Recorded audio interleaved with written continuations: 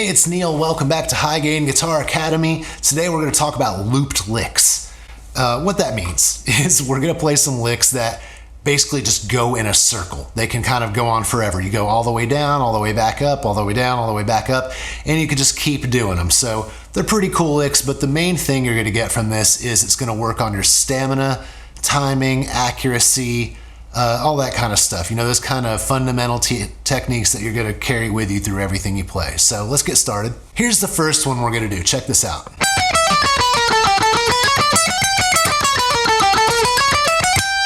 You see how I can just keep rolling it as long as I want to, and in this instance I'm just going to do it 2-3 times for you and then move on. But I would suggest that you work on these and just go for as long as you can until your rhythm really falls off or until you get tired or whatever it is, okay? We're going to get up here on the 15 of the little E, okay?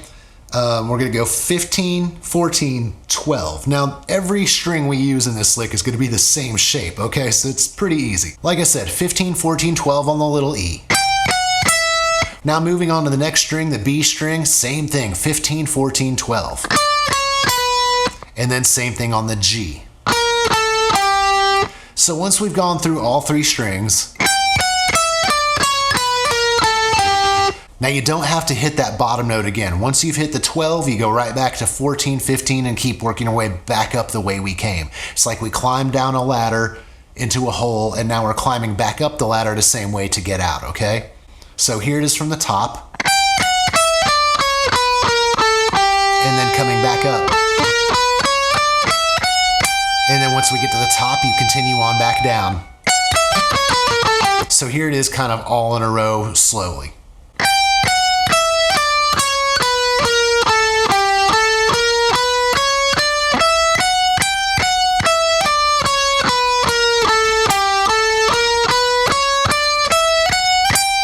That's the idea, guys, is just working on your timing. It's actually a great idea to try it slow like that so you can get used to not rushing ahead when you're playing licks, especially in metal and fast-paced things. It's easy to just want to speed through it and just play a jumbled mess of notes that aren't on time. So practicing it slow is actually really good for your control.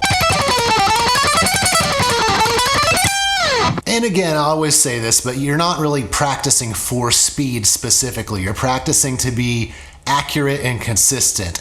As you get those things and you get used to the shape, that you have muscle memory and you don't have to think about it so much, you will just get faster, okay? And once you get to that point, then you can really focus on your speed and tightening it up. But initially, yeah, guys, it's just about clarity and consistency, you know, just being able to do it correctly every time. Okay, here's one that I like that sounds pretty metal. This is sort of a diminished lick, but it's in the same area, kind of based out of the E area, okay? E minor, pentatonic sort of area like the first one we did, but this one's got that diminished note, which makes it sound a little more spooky. So here's what we're gonna do. Let me play it for you once and then I'll break it down.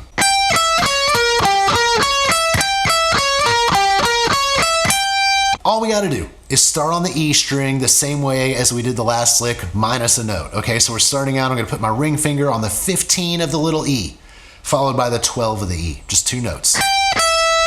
Then I'm going to the 14 of the B with my middle finger. Once I go to the G, it's gonna be the same shape as the first string, 15 down to 12, okay, ring finger to pointer. And then same thing as before, you just work your way back up and then you can go in a loop.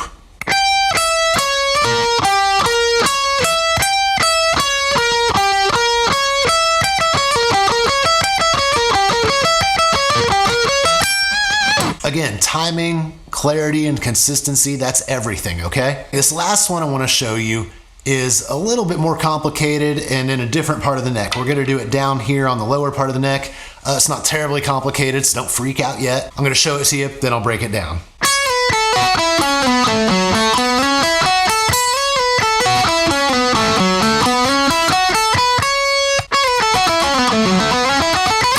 This one starts out with a slide and then starts working its way down. So this is going to be interesting because you're going to slide with either your pinky or your ring finger starting out. gonna slide down and then continue. I like to start with my pinky. I think the more you can use your pinky, the more you're gonna strengthen it and control it and make it a more usable finger. So if you can, use your pinky. We're gonna start out on the 9 of the little E, pick it and slide to 7. You don't have to pick the 7, just pick the 9 and slide to the 7. Then we're gonna pick the 5, holding it down with our pointer. Okay, from there we go to the B string, 7, 5. You just fret and pick both notes. So now we're gonna move to the G and do a similar thing we did on the little E. We're gonna fret the 6, pick it and slide to the 4. You don't have to pick the 4, just pick the 6, slide to the 4, and then pick the 2. From there, all we gotta do is go to the D and hit the 4th fret. Okay, from there, you just climb back up. Again, we're climbing down the ladder, and then we're climbing back up the same way we came down. Okay, so let me do the whole thing for you slowly.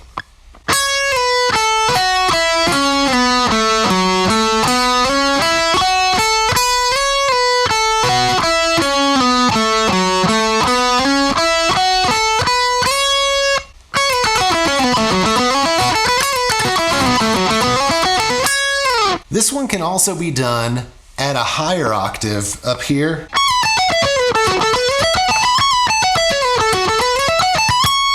You get the idea. These circling licks, these looped licks, if you will, they can just kind of go on forever, and it is really good for your stamina and clarity and all that stuff.